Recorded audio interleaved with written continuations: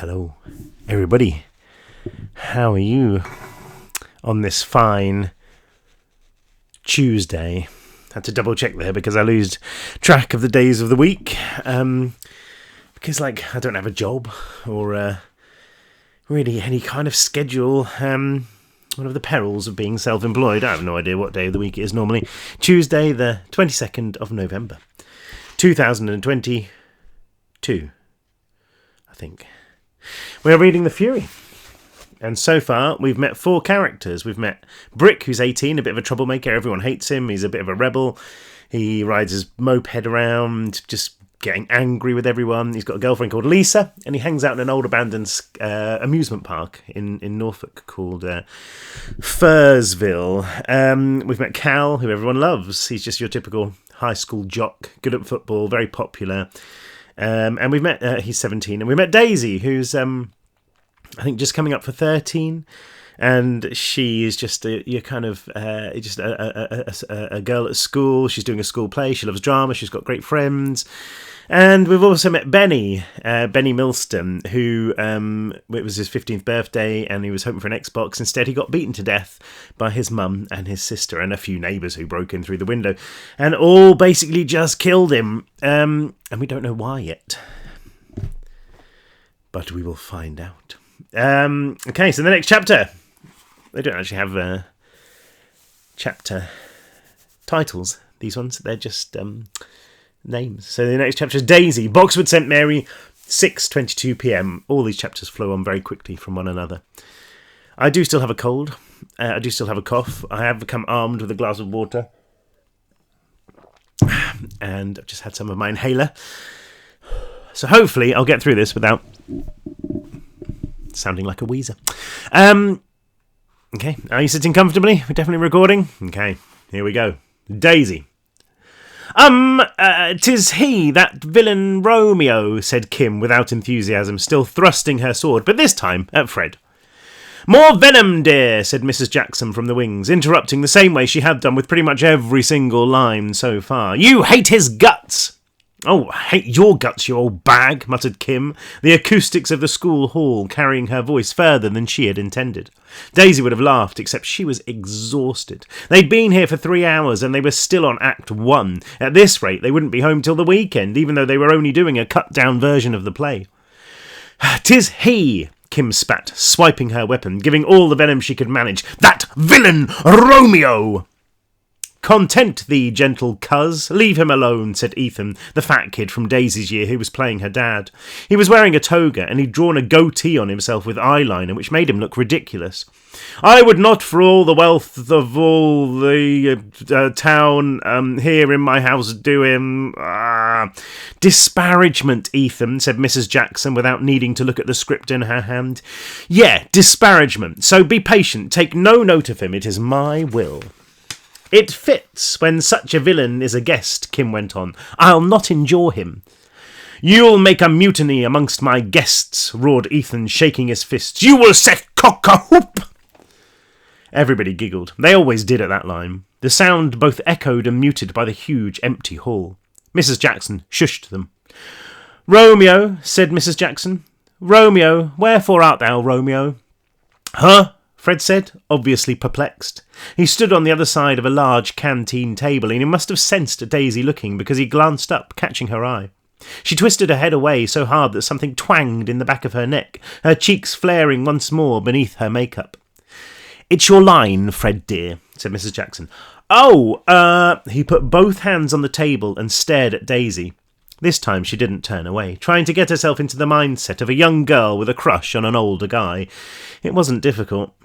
If I profane with my unworthiest hand this holy shrine, the gentle fine is this. My lips, 2 blushing pilgrims, ready stand to smooth that rough touch with a tender kiss. In the corner of her eye, Daisy could see Kim cracking up, and it took all her strength to stop from joining her. Good pilgrim, she said, her voice trembling. Too soft, dear, they won't be able to hear you at the back. Daisy cleared her throat, speaking louder, talking not quite to Fred's eyes, but to his chin. Good pilgrim, you do wrong your hand too much, which mannerly devotion shows in this. For saints have hands that pilgrims' hands do touch, and palm to palm is holy palmer's kiss. Good, Daisy, said Mrs. Jackson, doing a perfect job of ruining the dramatic tension. Have not saints lips and holy palmers too? Asked Fred. Ay, pilgrim, lips that they must use in prayer. Oh, then, dear saint, let lips do what hands do. They pray, grantest, lest love turn to, despair? Close enough, said their drama teacher. Saints do not move, though grant for prayer's sake, said Daisy. Her pulse was quickening, so fast she could feel it in her temples, so fast that it almost felt like a double pulse, running side by side. 3 more lines, then it was her favourite and least favourite part of the whole play. She took a sideways step to her left, Fred mirroring her.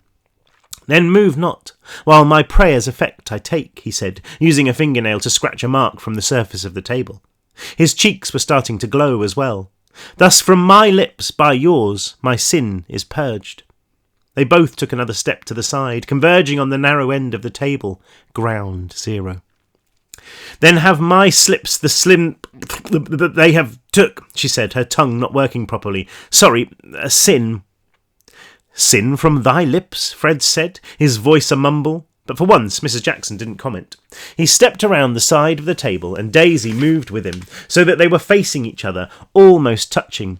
Daisy's head was pounding, not really painful, just a pressure there, like it might pop clean off. The theatre had never seemed so quiet, the gaps of silence between the words bottomless. Every single person was holding their breath. Oh, trespass sweetly urged. Give me my sin again. Fred leant forward. Daisy craned up, standing on tiptoes, falling towards him as though some invisible hand was pushing her. Her head was screaming now, a kettle coming to boil between her temples. Daisy's eyes rose. She couldn't stop them. Up from Fred's chin, past his lips, his nose, meeting his eyes as their lips converged. She froze, suddenly breaking into a cold sweat, as if the temperature in the hall had dropped below zero. Fred's eyes were empty. The unseeing, unfeeling black beads of a doll that looked as if they might just roll out of their sockets as he angled in towards her. She recoiled, but Fred kept on coming, craning over her, his teeth clenched and grinding. Then his mouth opened, and he spat in her face. Daisy's heart stopped, and for a moment she wondered if she'd died on stage. She could feel his warm saliva on her top lip. Not much, just foam, really, hot against her cool skin, but she couldn't seem to lift her arm to wipe it away. She couldn't move a single muscle.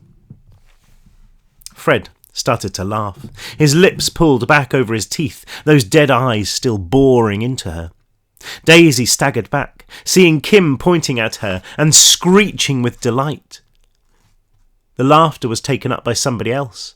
And another, then another, until the hall reverberated with the sound of it. You kiss by the book, said Mrs. Jackson in between soft chuckles of her own. What? Daisy asked, wiping her gloved forearm over her face. Your line, dear. You kiss by the book. You kiss by the book. Mrs. Jackson was tottering across the stage, waving the script at her. By the book, Daisy. Daisy bumped into one of the Year 7 extras, almost sprawling on her backside. It was all too much, the hall starting to spin. She turned and ran, thumping down the wooden steps and barging through the double doors, Mrs. Jackson's voice shrieking out behind her. By the book, Daisy! By the book! By the book! Poor Daisy. Not very nice, is it?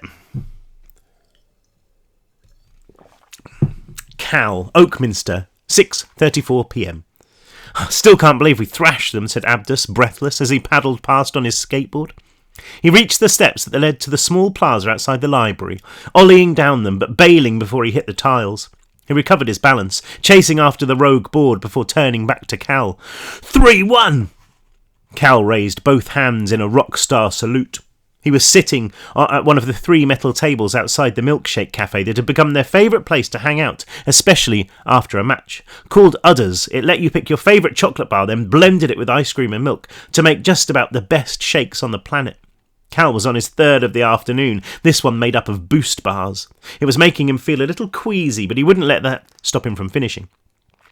The place was mobbed. Sharing his table were Megan, Eddie, Dan and the keeper Jack, who was perched on the edge, providing a nice bit of shade from the evening sun.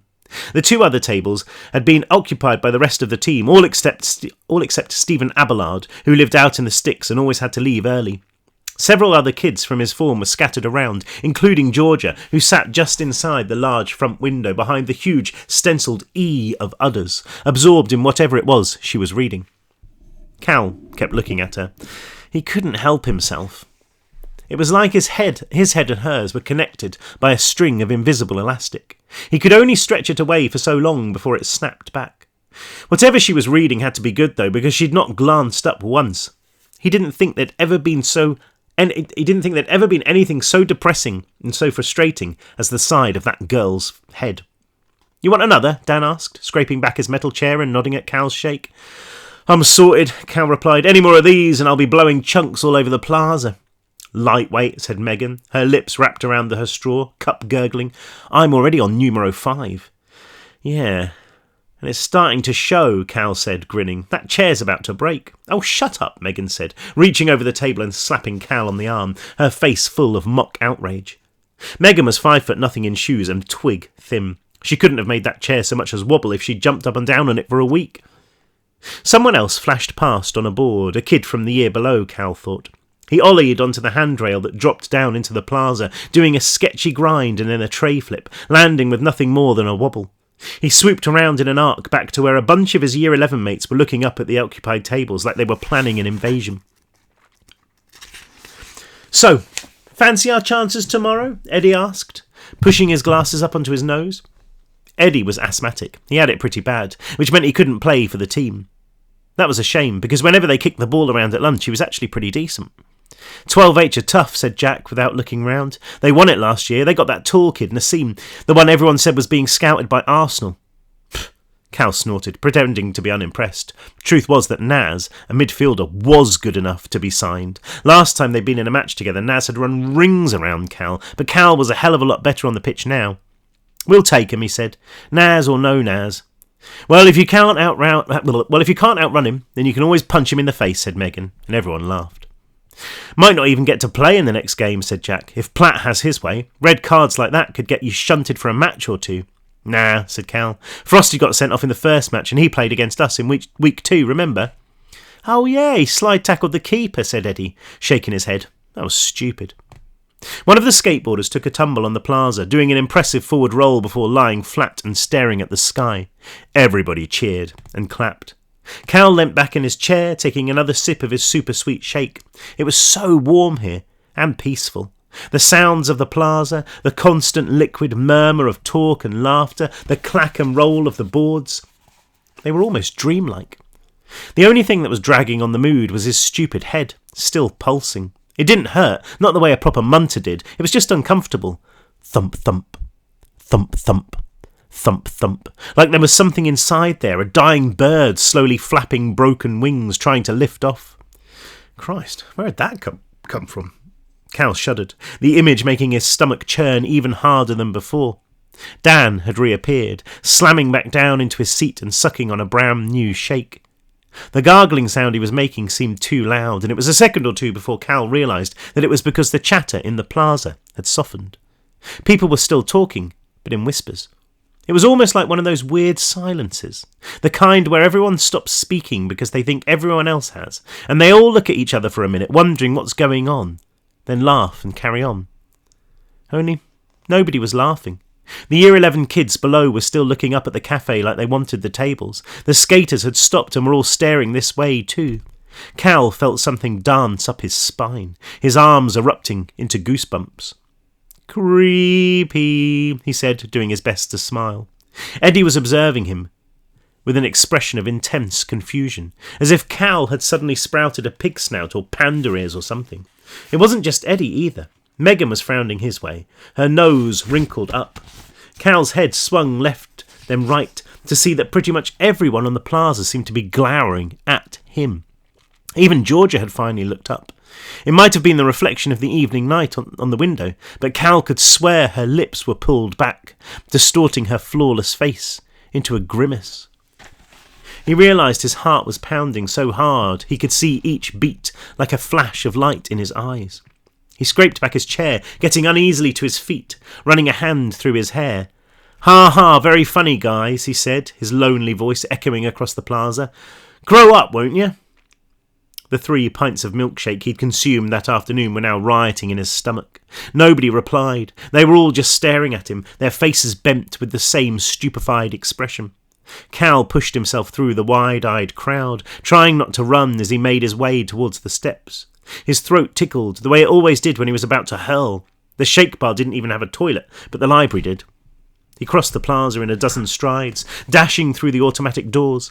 He stopped for long enough to look back, relief flooding through him when he saw that one of the skateboarders was moving again, that Eddie and Megan and the rest of his mates seemed to be back to normal, chatting away. "Oh, they've had you good and proper," he thought as he walked towards the toilets. They'd been taking the mick, something they'd probably conjured up that afternoon while he was getting changed. It was like the time they'd nicked Jack's school uniform after training, forcing him to spend the rest of the day in his goalkeeping kit. Or when they'd all told Megan that there was a teacher training day one Thursday and she'd not come to school. They were always playing pranks on each other, and this was no different. "Psst, 7:15 tonight, everyone stare at Cal, see if we can freak him out. Pass it on." And the worst thing was, it had freaked him out. He'd completely lost his cool. He slammed open the outer door, pushed his way through the inner door, and straight into the only empty cubicle. The second he opened the lid, he thought his last shake was coming back, boiling up from his stomach, but after a couple of dry heaves, he felt it settle. He stood hunched over the bowl for a minute more, just to be sure, then put the lid down and sat on it. What was wrong with him? He was losing it. First the incident with Truman, the way that kid had glared at him. Now this. He'd always thought he was made of sterner stuff, but here he was in the toilet at the library, ready to chuck his guts, all because his mates had pulled some stupid prank. Cal wiped a hand across his forehead, the skin damp and cold. Then he walked out of the cubicle, splashing some water on his face and staring at his reflection in the graffitied mirror. He did look a little pale, peaky, as his mum always said. Maybe he was coming down with something. That would be his excuse. That he'd got the swine flu. He wasn't feeling himself. His mates wouldn't buy it, of course, but he didn't care. He was still Cal Morrissey, and everybody loved Cal Morrissey.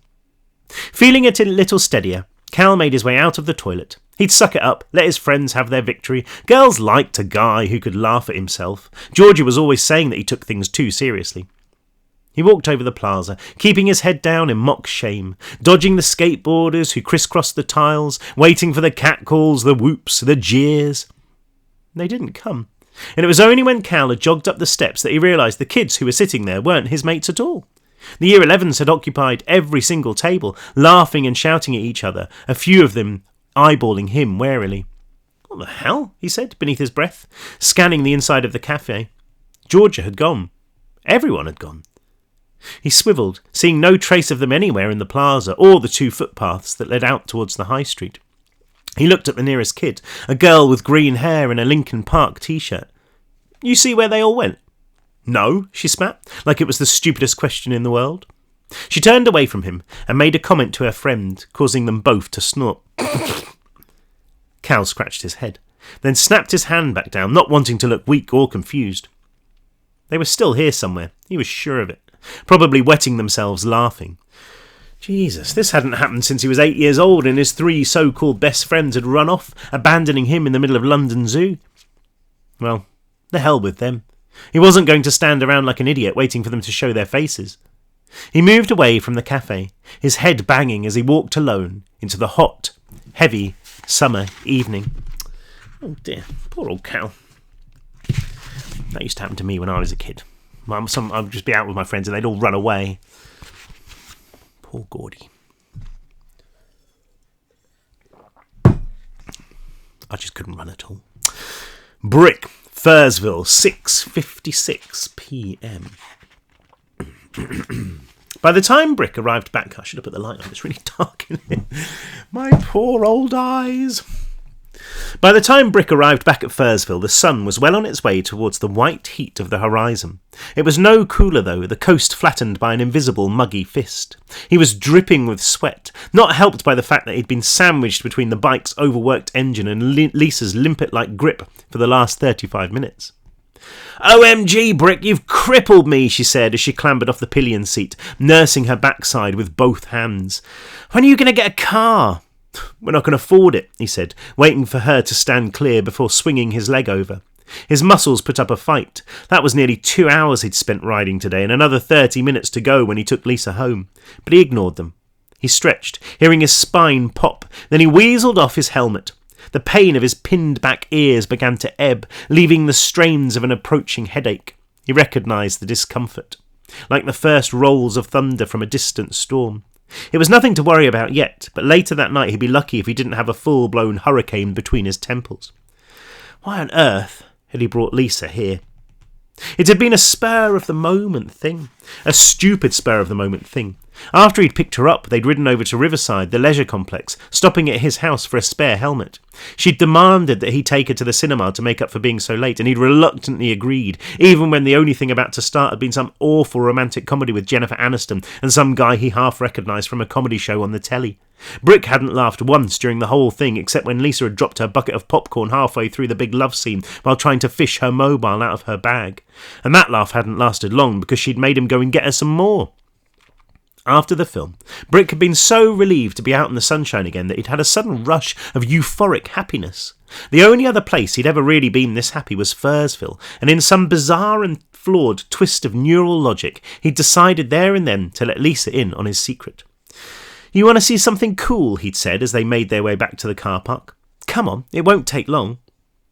She'd protested and grumbled and moaned, and it only took about 5 minutes of riding out towards the coast with her voice in his ear for Brick's mood to plummet off its tightrope.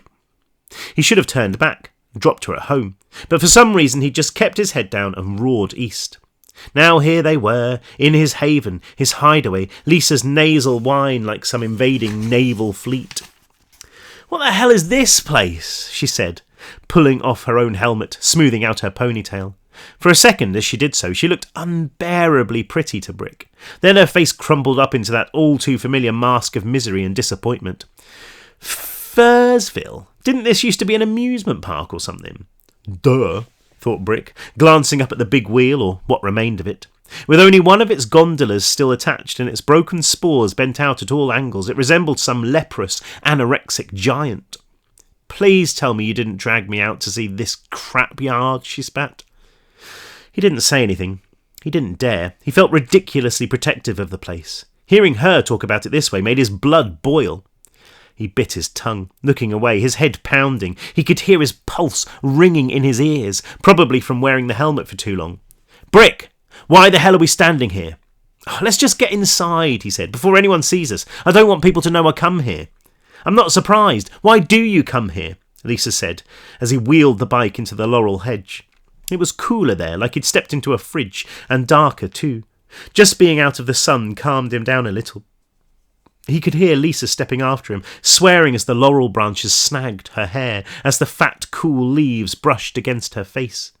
Then they were out, pinned between the shrubbery and the fence.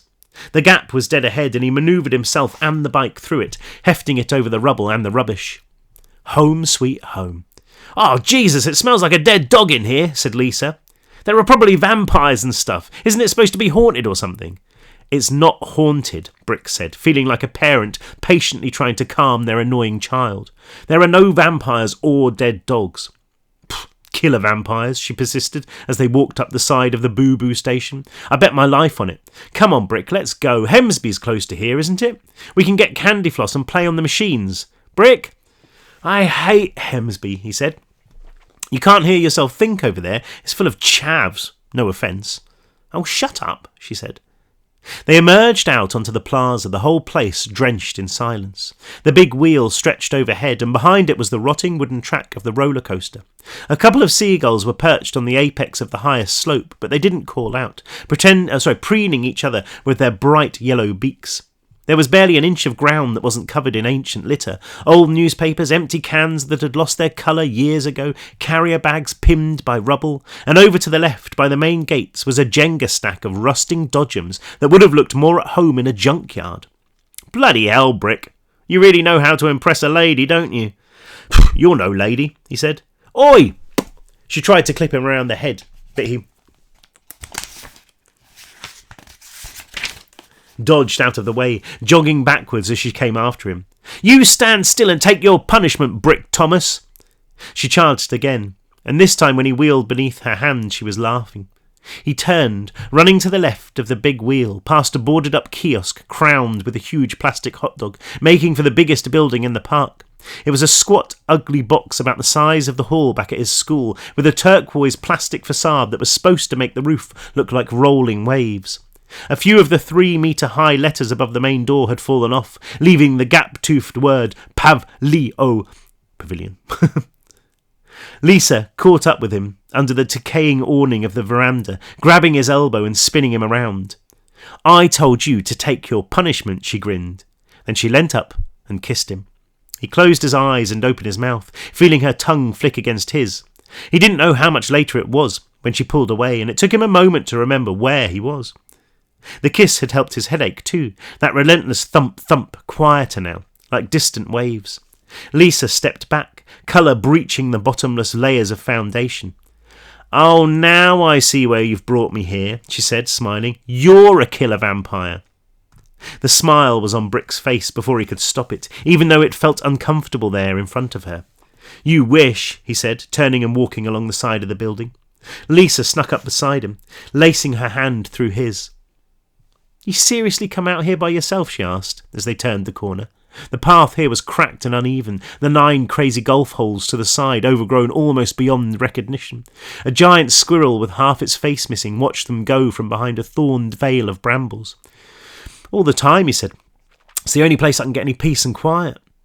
It's majorly creepy." Halfway down the pavilion's side wall was a fire exit, the 2 doors connected by a chain the size of a boa constrictor. Brick took hold of one and pulled, the doors opening a couple of feet before the chain stopped them. He ducked underneath it, squeezing into the darkness. "No way, Brick. It's filthy in there," Lisa said, her voice muted by the sheer weight of silence inside. Tendrils of light oozed down from algae-slicked skylights, barely enough to see by. "It's fine, I promise," he said, pushing the doors out as far as they would go. Eventually, Lisa squatted down, worming through the gap, doing her best not to touch anything. She stood, looking around the gloomy corridor, brushing her palms over her jeans. "Ew," was all she could manage. "It's pretty run down," Brick explained, turning right towards the front of the building. Lisa was quick to follow, the click of her heels echoing into the swamp of corridors which stretched the length of the corridor. "But the basement's still in decent shape," he said. "The basement," Lisa said, pulling herself closer to him. Brick passed 2 doors on the left, but opened the 3rd. What lay beyond resembled a tar pit, so pitch black that it seemed to bleed darkness out into the corridor. "You are so not serious," she said, and the tone of her voice had changed, her anxiety now genuine. "No way am I going in there, Brick." He reached in, fumbling in the shadows for the torch he'd left there. With a click, it came to life, banishing the artificial night to reveal a staircase leading down towards a short corridor packed tight with junk. Even with the light, it looked pretty sinister. It gets better down there," he said. He held Lisa's hand tight, pulling her gently but insistently after him. "Come on." She stumbled in his distorted shadow as he weaved through the junk and pushed open another door, leading her into the basement. He hadn't been lying. It was better down here. For some reason, the smell of damp and rot which infested the entire park, especially the pavilion, was less potent below the ground. He had cleared it out as well, the large open space free of clutter. He propped the torch against the wall, its soft glow illuminating a moth-eaten pink sofa against the far wall, a coffee table in front of it. Other than a boiler which sat cold and quiet in the corner, and a bunch of electricity boxes on the walls, that was about it. "I moved everything else upstairs," he said, walking to the table and picking up a box of matches. There were a couple of candles that he'd nicked from home, and he lit them both, the shifting light on the walls making it feel like they were underwater. "It's kind of cosy down here, yeah?" "I guess so," she replied. if you're Dracula. Oh, shut up, he said without malice. He let go of her hand, walking to the sofa and perching there. His laptop sat open on the coffee table, and a pay-as-you-go internet dongle poked out of one of the USB ports, the tip flashing. He got a better signal upstairs, but he preferred it down here, especially in the evening, and it wasn't like he ever needed to hurry. That's what he loved about this place. There was no rush. Time just didn't seem to matter. His headache was back with a vengeance, and he used both hands to massage his temples, willing it away as Lisa sat down next to him. "OK, you've got me here," she said. "Now what?" She smiled, tilting her head and coyly chewing her bottom lip. The torchlight threw her face into sharp relief, picking out the wood chip like spots beneath her makeup, but her eyes flashed with excitement, and something else too, something that made her just about the most desirable woman Brick had ever seen in his life. She leant in, and he met her, the world peeling away around them, forgotten. Daisy.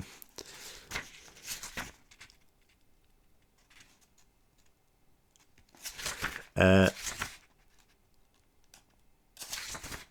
read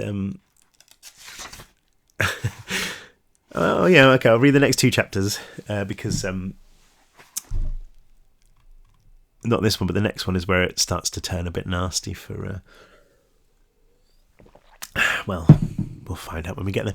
I keep feeling I'm going to sneeze at some point. I might just literally just like but I will do my best to turn away from the camera if that happens.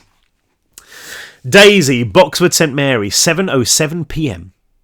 Daisy sat on the steps outside the school's main entrance, waiting for her mum to show up and trying not to think about what had happened back in the theatre. She was hurt and angry and sad, but the emotions were so evenly matched that all she really felt was numb. She couldn't believe that Fred had spat at her, that he'd spat right in her face. It wasn't that which had really stunned her, though. It was the laughter that had followed. It was like something from a nightmare, one of the ones where you've done something stupid and everyone turns on you and you can't understand why. Except this was no nightmare. Everyone had turned on her. Everyone had laughed. She could still see Kim's face, twisted by some kind of sick glee, and Mrs. Jackson too. She at least should have known better. Why hadn't she said anything? And Fred. There were words for him, words that she'd heard her mum use when she was really mad. Fred was all of those words and worse, if there was such a thing as worse. And if there wasn't, then somebody would have to invent a word for worse. She hated him. A car pulled into the car park, circling the memorial flower bed in its centre, and Daisy straightened.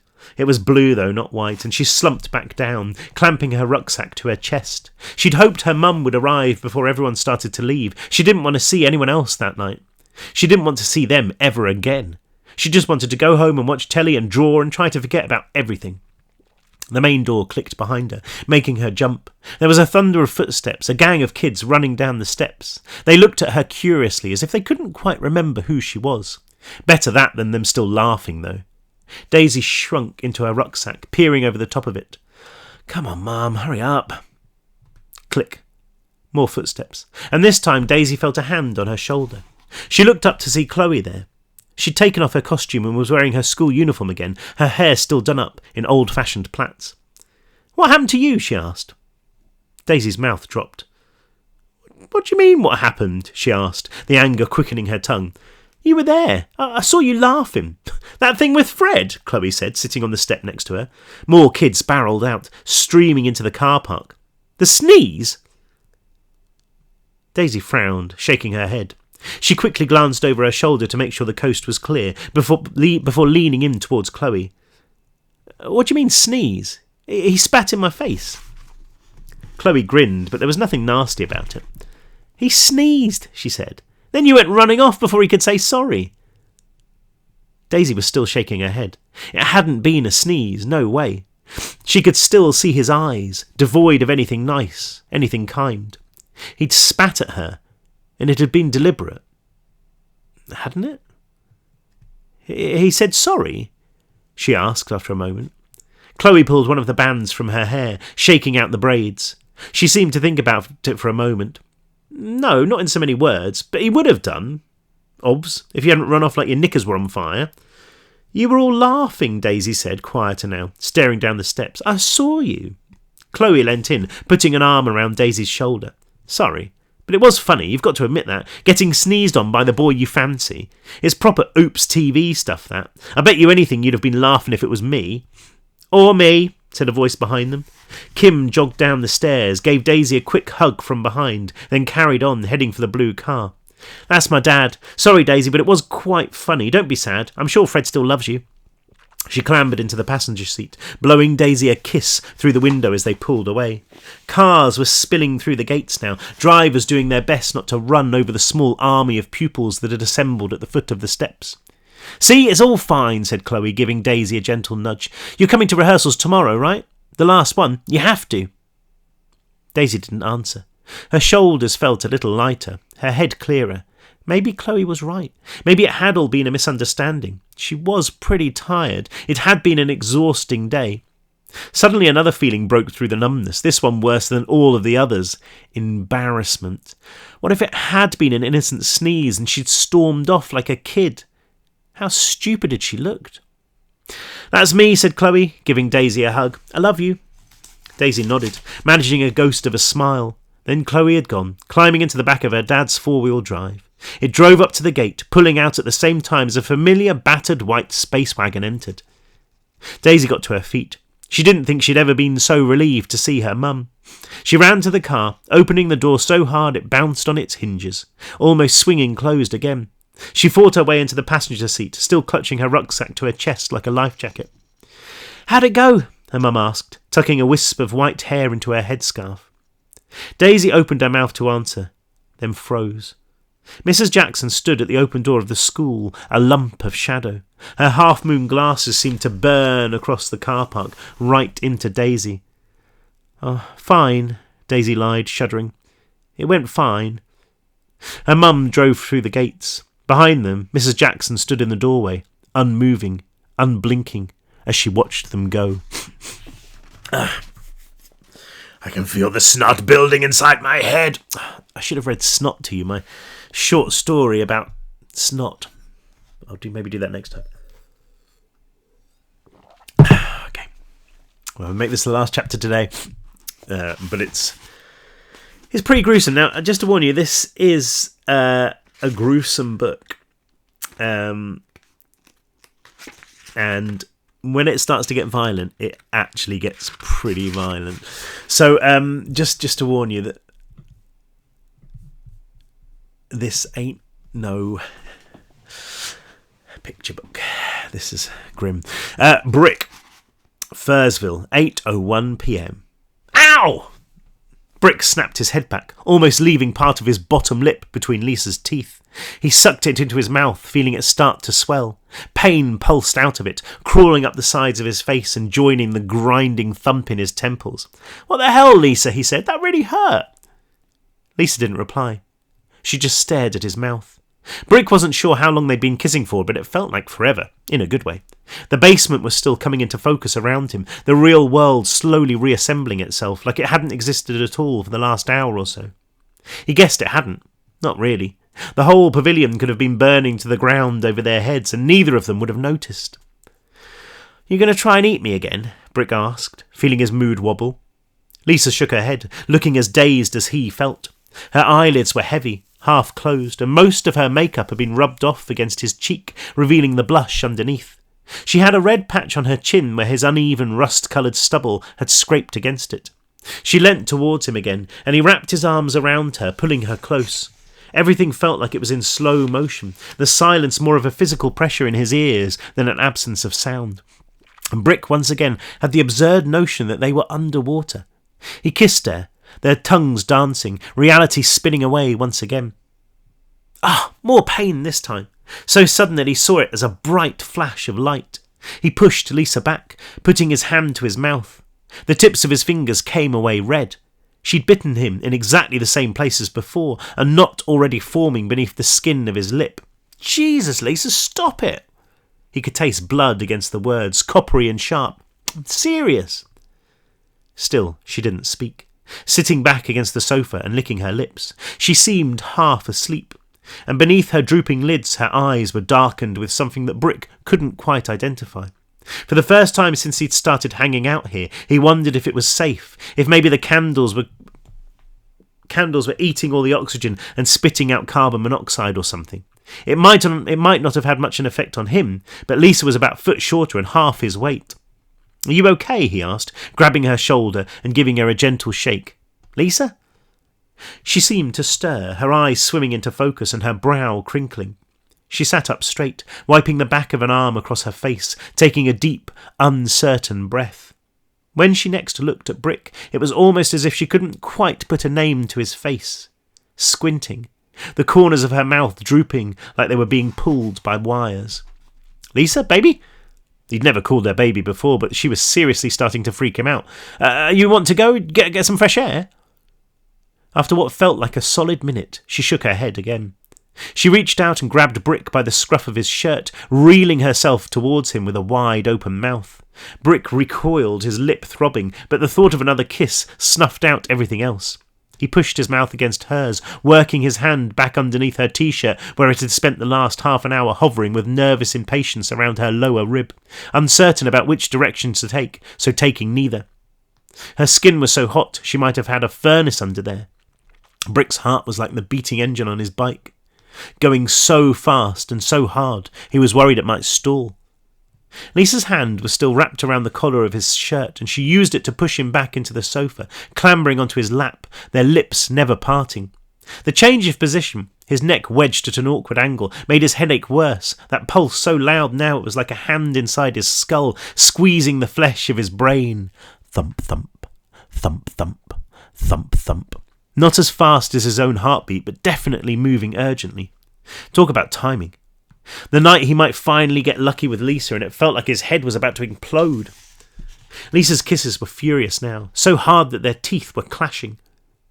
She banged her nose against his, and he tried to tilt his head so it wouldn't happen again. A lance of discomfort spearing his neck. She didn't let up, bearing down on him, covering his mouth with her own so that he couldn't get a breath in, her tongue trying to worm down his windpipe.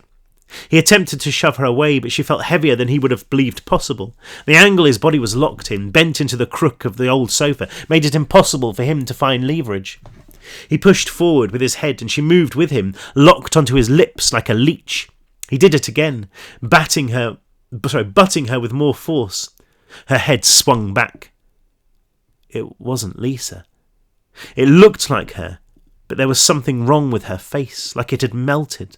All of her muscles had gone slack, reminding him of his nan when she'd had a stroke. It made her look years older, decades older. It made her look dead. "Lisa? Lisa?" Brick said, the words half eaten by fear as he squirmed beneath her. What's wrong? Baby, tell me what's wrong."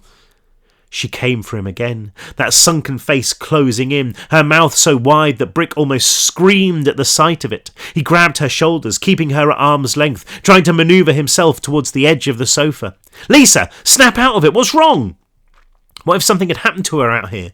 What if she died? And Brick realised with a sickening sense of shame that the first thought which flashed into his head, there and gone in a heartbeat, was that he'd have to leave her here and run, get the hell away before her parents found out. But no, of course he wouldn't. He could call for an ambulance. They'd be here in minutes. She'd be okay. He shook her, her head lolling back on her shoulders like a rag doll before snapping back, dropping towards him again. "Brick," she slurred, and he could see that the paper bag of her mouth was almost smiling. "Lisa," he said, "are you okay?" And just like that, the pounding in his head stopped, the pain vanishing with such speed that its absence was almost as frightening. "Oh, no way," he said. Lisa had stopped trying to kiss him. Lisa had stopped trying to kiss him, her head tucked into her chest, swaying gently. He still had her by the shoulders, and he could feel the muscles beneath her t-shirt, small but tense. He wondered if maybe his headache and her weirdness were related. Maybe he shouldn't have lit the candles without proper ventilation. "You okay, baby? Let's get outside." Lisa arched her back, her head twisting up to the ceiling, the tendons in her neck like steel cables. Then she screamed, the noise like nothing Brick had heard in his life. It was raw, it was savage, it was hate-filled. and it seemed to go on forever, threatening to bring down the walls of the pavilion. The scream died out with a hideous rattle, flecks of spit popping from her lips. Lisa lowered her head, her eyes so dark they looked black, insect eyes fixed on Brick with a look of undiluted fury. He tried to call her name, but he never got the chance. She went for him, her head darting forward like a cobra's. Her teeth scraped down his forehead, locking onto the flesh of his eyebrow and biting hard. Brick found his voice, shrieking. Blood gushed into his eye, trickling into his mouth, choking him. She was chewing, working his face like a tough lump of lamb, her breath coming in short, meaty gasps. She was punching him too, he realised, the blows lost in the supernova of agony that burned in his face. He shoved her as hard as he could. Her body snapped back, but her teeth anchored her in place, threatening to tear off his forehead. He cried out again, adrenaline catapulting him off the sofa. Lisa clung on, wrapping her legs around his waist, her fists slapping against his shoulders, his ears, his throat. Brick staggered, tripping on the coffee table, both of them toppling. She hit first, grunting as he crushed her, his weight rolling them both off the other side onto the floor. She landed on top of him, her teeth ripped from his eyebrow. She lunged again, going for his cheek, and he only just managed to get a hand up under her chin before her jaw snapped shut. He noticed she'd lost one of her teeth, but she didn't seem to care. Her eyes blazed only hatred. She was rabid, feral, and she was going to kill him. He drew back his arm and punched her, catching her in the nose, showering himself with warm blood. Then he brought his knee into her ribs, twisting the same way so that she tumbled off him.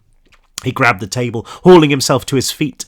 Lisa was quick, though, uncoiling like a snake and sinking her teeth into his heel. The pain almost sent him sprawling to the floor again. He wrenched his foot loose, limping towards the basement door. He could hear Lisa scrabbling and glanced over his shoulder to see her squirming on her back. Her ankle looked wrong, bent at a strange angle. She rolled, jerking onto her feet like she didn't even notice her leg was broken, coming after him with long, clumsy strides. Brick threw himself away, hearing her gaining, hearing that animal groans spilling from her lips. He careened into the door, falling through it face first into the wall beyond. He thrashed in the darkness, turning, seeing Lisa tear towards him, foam spilling from her jaw, blood trailing out of her nose. He kicked the door shut, and the whole corridor seemed to tremble as Lisa hit the other side. It started to open, and he braced his back against the wall, keeping his legs tense, grateful for once to be 6'5" and tall enough to keep his feet against the metal fireplate. There was a patter of footsteps, then another spine-snapping crunch, more like a rhino charging at the door than a 16-year-old girl. More steps. Another attempt. Brick didn't move, just kept his whole body rigid as the door bulged, then clicked shut. Bulged, then clicked shut. Some awful heartbeat as she charged again and again and again. Only now did he notice that he was bawling like a baby, his face wet with tears and blood and snot. But he couldn't stop, those sobs too big to be kept inside. He lay there, crying, screaming into the boundless darkness of the corridor, while Lisa bayed for his blood. Oh dear. So that is the Fury in a nutshell. I'm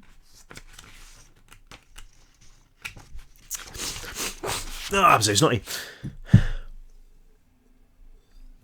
That's going to be my nickname from now on. Gordon, I'm so snotty Smith. I don't know whether to read this one or not. What time is it? Do you know what I'm going to? Because I've completely forgotten about this, but in this book there are chapters called The Other, and it ties into the overall plot of the book. But we take a break from the three main characters to look at something else that's going on. And I think this is quite a cool chapter, so I'm going to read it anyway. Oh, sorry. So this is called The Other, Part 1. Heed the breath of the beast. In death he rises, and in our darkest days he will devour us all. That's from the book of Hebron. Murdoch. Scotland Yard, 11:59 p.m. Scotland Yard is the headquarters of the Metropolitan Police in London, for those of you that don't know. Almost midnight on one of the hottest, muggiest nights of the year, and here he was, buried alive in the morgue at Scotland Yard. And it wasn't even his shift. Inspector Alan Murdoch traipsed down the last flight of stairs and along the green-tiled corridor. There was nobody at the reception desk, which wasn't surprising given the time, but he knew the way all too well. The morgue was his second home. He spent more time in this crypt than he did at home with his wife and the baby that he'd seen maybe a dozen times in twice as many days since it had been born. He could picture the room on the other side of the door, the chipped notice board with the "Clean hands won't contaminate evidence, wash them now" poster, the upholstered benches against the walls, foam spilling out of them as if they were corpses too, the pocket of dust and lint in the corner around the fake cactus that the cleaner always seemed to miss. Better than he could picture the face of his own son. Murdoch sighed, wiping a hand over the thick stubble he hadn't had a chance to shave since beginning his own shift 12 hours ago. Then he leant on the door, almost falling through it into the waiting area. He was expecting it to be deserted as well. During the graveyard run, people tended to avoid coming down here, but it wasn't. He did a quick head count, 8 people crammed into the small room. His good friend and the force's chief pathologist, Dr. Sven Jorgensen, was in the middle, a blonde beanpole in a white surgical suit who towered over the similarly dressed assistants to his side. Even through the biohazard mask, Murdoch saw that his face was creased into a deeper frown than usual. He caught sight of Murdoch and looked over, the reflection of the harsh halogen lights exploding in his visor. "Good to see you, Alan," he said, his voice muffled. He waved a hand and scattered his assistants as Murdoch walked over. "You're not going to want to miss this." "Miss what?" Murdoch "Miss what?" "Miss what?" I was trying to do a Cockney accent. My face is just failing. "Miss what?" Murdoch asked. "Why the suit? Terrorists?" The last time he'd seen the pathologist in a biohazard suit had been when the anti-terrorist squad had brought in 3 jihadis who'd poisoned themselves with the ricin they'd been planning to use on the tube. Jorgensen said, shaking his head. This is something different. I can't explain it." That's supposed to be like a Swedish accent. I'm sorry, I literally can only do like one accent. Murdoch felt his pulse quicken. Jorgensen wasn't the kind of guy who scared easily. Murdoch had stood by the pathologist's side as he'd sliced open corpses of all shapes and sizes, kids and adults, men and women, burned, drowned, beaten, drained, punctured, flayed, cannibalised, starved, beheaded, disemboweled, pretty much every method of dying possible. He'd never so much as seen the man tremble, but something had rattled him. The truth was in the waxy colour of his cheeks and a sheen of sweat on his forehead that had absolutely nothing to do with the close confines of the biohazard suit. "Sorry to call you out so late," Jorgensen went on. "I wanted to show you. I don't know how much longer I have." "What?" Murdoch asked. "Why?" "I had to call this one in," he said, brushing his gloved hands down his overalls. "MI5. This is something new." "The security service?" Murdoch said, raising an eyebrow. "Seriously?" "You'll understand when you see it," Jorgensen paused. And in that hesitation, Murdoch understood that the man didn't want to go back inside the morgue. He felt a cold sweat of his own creep over his face and down his spine. Jorgensen not wanting to go back to work was like a kid not wanting to go out to play. Something was seriously wrong. The man seemed to snap out of his trance, turning a pair of bloodshot eyes towards the door. "You'll need a mask." Murdoch looked up at the pathologist for a moment longer, then turned and walked to the steel lockers against the far wall of the waiting room. The one marked hazardous was already open, a couple of full-face masks left near the bottom. He slipped one over his head, switching it on and making sure the rubber seal was tight around his neck. He hated these things. The air inside them was like breathing from a dead man's lungs. Still, better this than inhaling whatever was inside the morgue, whatever had unsettled Jorgensen so much. "This way," said the pathologist, as if Murdoch hadn't been here 100 times before. One of the morgue assistants held open the waiting room door for them, and Murdoch followed Jorgensen through, past the viewing window where loved ones had to stand and identify the remains of those they had once called mother or daughter or brother. The main entrance to the morgue was a few paces further down, and yet more white-suited staff were clustered outside it. One of them pushed the door, holding it for them as they passed through. "No change, sir," the woman said. She had to shout over the rumble of the air-conditioning units, which were working overtime to cope with the heat. Even here, beneath the ground, Murdoch could feel, nearly knocked my water over, could feel it prickling his skin, making him itch all over. Jorgensen nodded at her, leading the way across the huge room towards an area sectioned off with hospital-style privacy curtains. He stopped next to them. "This is top secret, Alan, okay?" he said. "Until we know what this is, nobody can find out about it. I brought you in because you're a friend, because I trust you, but nobody else can know, okay?" Murdoch nodded, trying to wipe a hand across his stubble again and knocking the mask.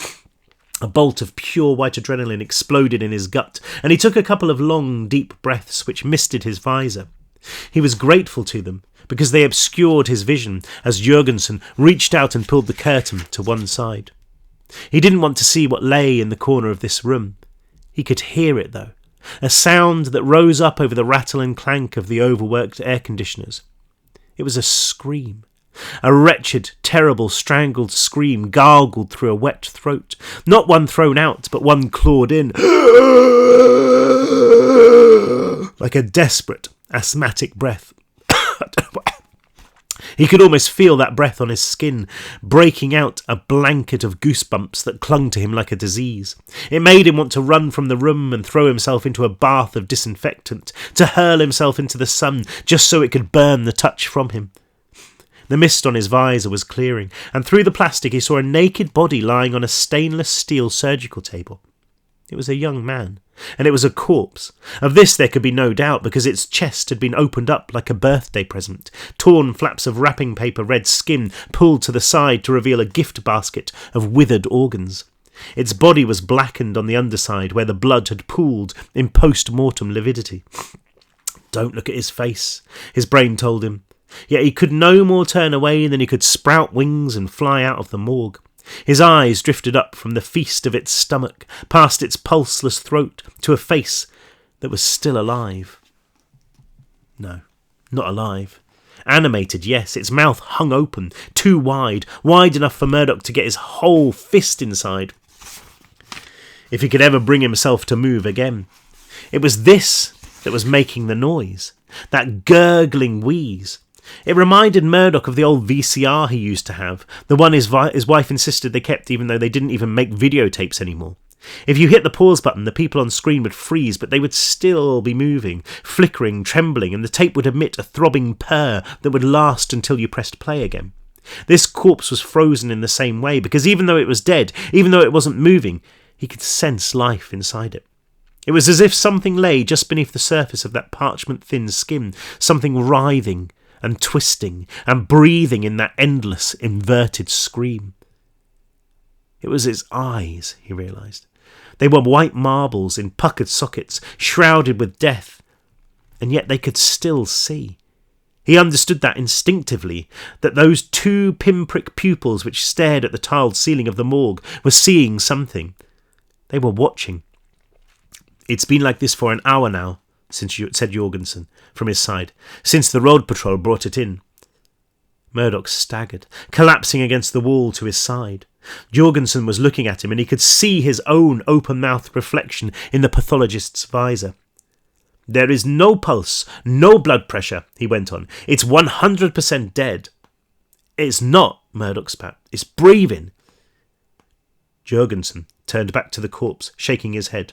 "Not quite," he said. "It's inhaling, but its lungs are flat. We opened them up to see where all that air was going." "Where is it going?"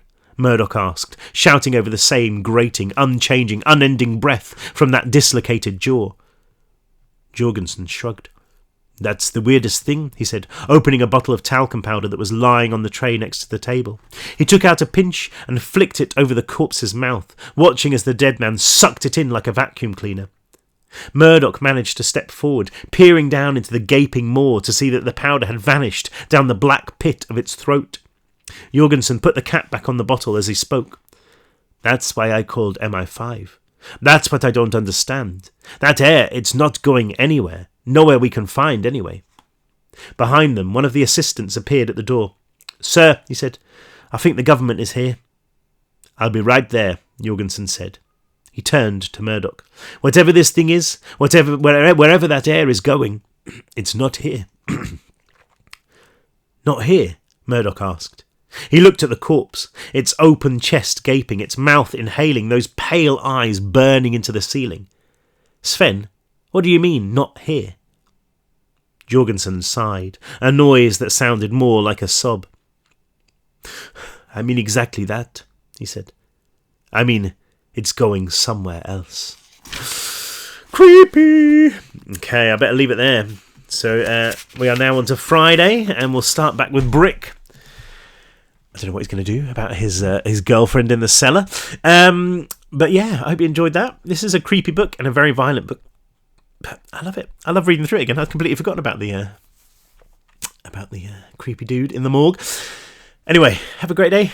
I love you guys. I will see you very, very soon. And yeah, take care. Watch out for the Fury.